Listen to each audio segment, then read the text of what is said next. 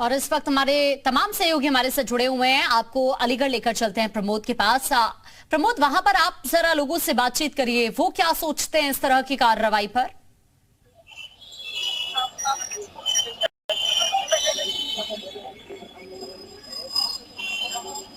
यहाँ जो समाजवादी के पूर्व विधायक है जमीरुल्लाह, वो सरकार को आड़े हाथ ले रहा है। ऐसे में देखिए, ये तस्वीर अलीगढ़ की और बेहद खूबसूरत तस्वीरें, तमाम युवा मेरे साथ जुड़े हुए हैं। और देखिए, सबसे खास बात यह भी है कि यहाँ 3 वर्ष पहले डॉक्टर निशेष शर्मा ने इसको लेकर मुख्यमंत्री और योगी आदित्यनाथ के साथ साथ प्रधानमंत्री को एक पत्र लिखा था। बातचीत सबसे पहले हम निशेष से करेंगे। निशेष, पत्र आपने 3 साल पहले लिखा था, अब सरकार लगातार हलाल को लेकर कार्रवाई कर रही है, क्या कहेंगे आप? देखिए, जन कल्याणी मांग थी और कहीं ना कहीं जो हलाल इकोनॉमी है, हलाल इकोनॉमिक्स जिसे बोला जाता है, ये एक बहुत बड़ा इकोनॉमिक थ्रेट है भारत के लिए, नहीं पूरे विश्व के लिए।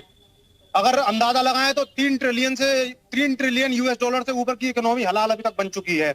और इसका एकमात्र उद्देश्य सिर्फ यही रहता है कि आतंकी जो ऑर्गेनाइजेशन है उसकी पालन पोषण करना, उनकी टेरर फंडिंग करना।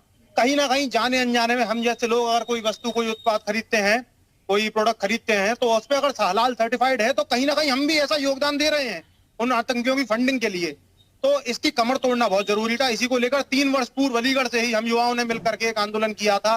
ज्ञापन के माध्यम से माननीय राष्ट्रपति जी को एक ज्ञापन सौंपा था और सोशल मीडिया के माध्यम से मुख्यमंत्री जी के समक्ष प्रमोद, आप बातचीत करते रहिए, मैं वापस अभी आपके पास लौट रही हूँ। देखिए, हलाल विवाद को लेकर लगातार प्रतिक्रियाएं भी सामने आ रही हैं और इसी बीच हलाल विवाद पर सपा सांसद का बयान भी सामने आया है। मुसलमानों को डराने की कोशिश की जा रही है। एक बार फिर से शफीकुर रहमान बर्क इस बात का जिक्र करें, चुनाव के लिए ऐसी पॉलिसी लाई गई है, सरकार के फरमान को हम नहीं मानते, ये बर्क की तरफ से कहा गया है।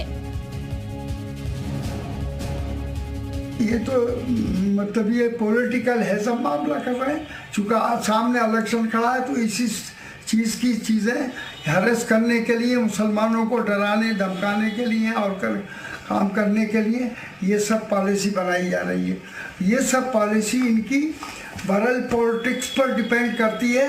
चूँकि इन्हें अपना इलेक्शन 24 दिखाई दे रहा है, इस वजह से ये सारी चीज़ें कुरेद कर बाहर ला रहे हैं।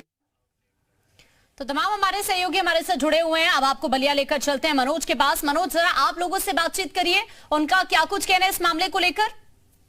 जी बेशक, हम आपको बता दें कि जिस तरीके से योगी सरकार सख्त हो चुकी है, हलाल सर्टिफाइड जो प्रोडक्ट्स हैं उन पर बैन लगा दिया। और उसके बाद हम बलिया के लोगों से बातचीत करेंगे। जी, जिस तरीके से योगी सरकार सख्त हो चुकी है, फिलहाल जो है जो सर्टिफाइड हलाल सर्टिफाइड जो उत्पाद है, इस निर्णय को आप कैसे देखती है? देखिए, सर्वप्रथम हमको बता दें कि हलाल शब्द होता ही है मारना, और किसी को मारना एक अपराध है। और हलाल मीन्स होता है धीरे धीरे मारना, जो कि जघन्य अपराध है।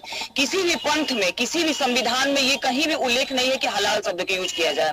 लेकिन ये जो कुछ तुष्टिकरण की राजनीति करने वाले लोग हैं, वो हलाल को सर्टिफाइड करवा करके कुछ ब्रोकर्स के द्वारा इसको रजिस्ट्रेशन करा करके और इस राजनीतिक मुद्दा बना दिए हैं इसको।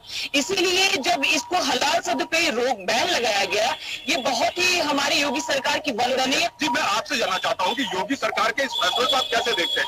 देखिए, 2014 में बेरोजगारी दर 4% था, अभी 10 के पार चला गया है।